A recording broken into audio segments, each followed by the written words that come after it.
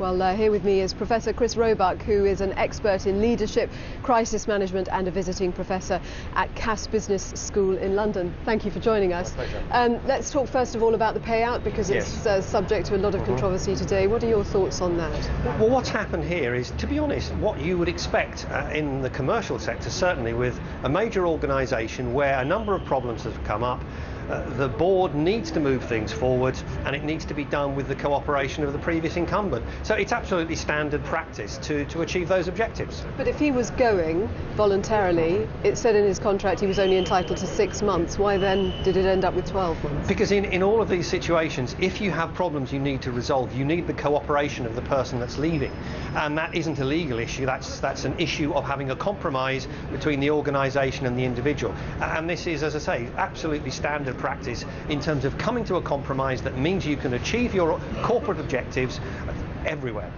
Moving on to the editorial issues that resulted in all of this, the BBC's lurched from one crisis where a report that should have aired didn't, to another where a report that shouldn't have aired did. What conclusions do you draw from that? Many organisations end up in a storm situation where they've been hit very, very quickly with a number of challenges. What has to happen is the leadership of the organisation needs to get a grip. In simple terms, blunt terms, get a grip, take a step back, everybody needs to keep calm and to say, right, these problems, which of these problems are from the past, which of these problems are current, what are the solutions to those problems, and we need to find those solutions as quickly as possible. As far as the BBC is concerned, it's clear that some of these are historical and cannot be attributed to the current management. Some of them are current and need to be dealt with as quickly as possible. And those relate to communication, to responsibility, to reporting lines. And in any organisation, if those lines are fudged, people make mistakes. But also in terms of resignations, we can't assume that because one person does something wrong, everybody above has to resign. Otherwise, we would have resignations of hundreds of people every week. It's about, did the person above the person that made the mistake know what was going on, or should they have known what was going on? Because there has to be an upper limit.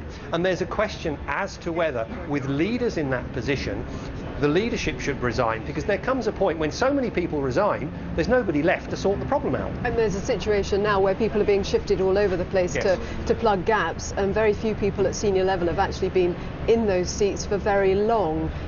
Will that bring new problems when everyone's trying to work out how to move forward? It could do, because the more movement you have, the more change you have, the more uncertainty you have, the more people are in roles they're not familiar with. And let's not forget, the leadership also has to say, this is a great organisation, this is a historic organisation. There are thousands and thousands of people across the world who have worked for the BBC who have always done good work. Just because a few people make a mistake somewhere does not mean that the organisation is actually in crisis. It's having a few problems which it will deal with. And the way people keep using the word crisis, it makes it sound as if the whole edifice is about to fall to pieces. It's not. The BBC will be here next week and in the next 50 years. It's just that the organisation needs to take a step back, keep calm, get a grip and solve the current problems. Professor Chris Roebuck, thank you.